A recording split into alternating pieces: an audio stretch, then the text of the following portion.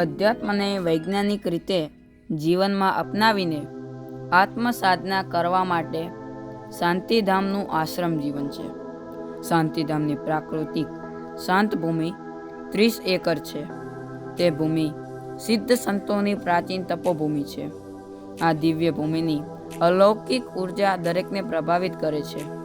આ ભૂમિમાંથી નીકળેલી મૂર્તિઓના મંદિરો બનાવેલા છે.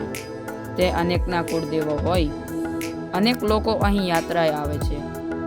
યાત્રીઓને રહેવા માટે શાંતિધામમાં વતન વિશ્રામ વાડી બનાવેલી છે. આજુબાજુ જોવા જેવા સ્થળો આવેલા હોય. સરકારે આ વિસ્તારને ટુરિઝમમાં લીધેલા છે.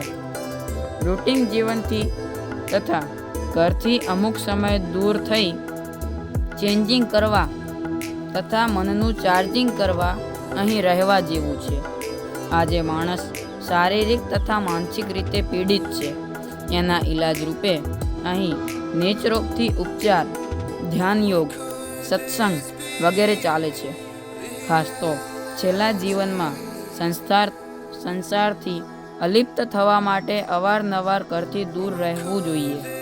અહીં એકલતાને એકાંત સાધનામાં જીવવાની ગોઠવણી છે.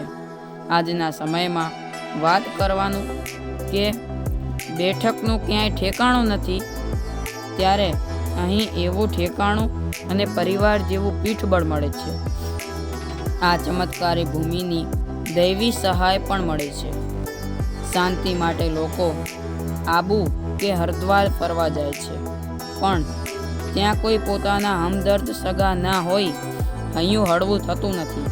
પહેલાંના સમયે લોકો સગા વહાલામાં મહેમાનગતિ કરવા કે જેનાથી હૈયું હળવું થતું, એમ અહીં સ્નેહીઓને પણ સાથે રાખી શકો છો. અહીં વાંચનાલય, ગ્રંથાલય, સ્નાનાગર, શાળાના બાળકો સાથે રમતગમત, બાગવાડી, સંસ્થાના ખેતરોમાં ફરવાનું, ગૌશાળા, પંખીઘર, સત્સંગ, ધ્યાનયોગ, આશ્રમમાં મંદિરોમાં આરતી, ધૂન, યજ્ઞ વગેરે ચાલે છે. આજુબાજુના ગામડામાં વ્યસન નાબૂદી ઝુંબેશ, પુસ્તક વિતરણ વગેરે સેવા દ્વારા કર્મયોગની પ્રેક્ટિકલ તાલીમ મળે છે. અહીં પ્રવેશ કે રહેવાનો કોઈ ચાર્જ નથી. ઉપરોક્ત બાબતે શાંતિધામમાં ભાગ લેવા માટે પૂરા પરિચય સાથે પત્ર લખવો.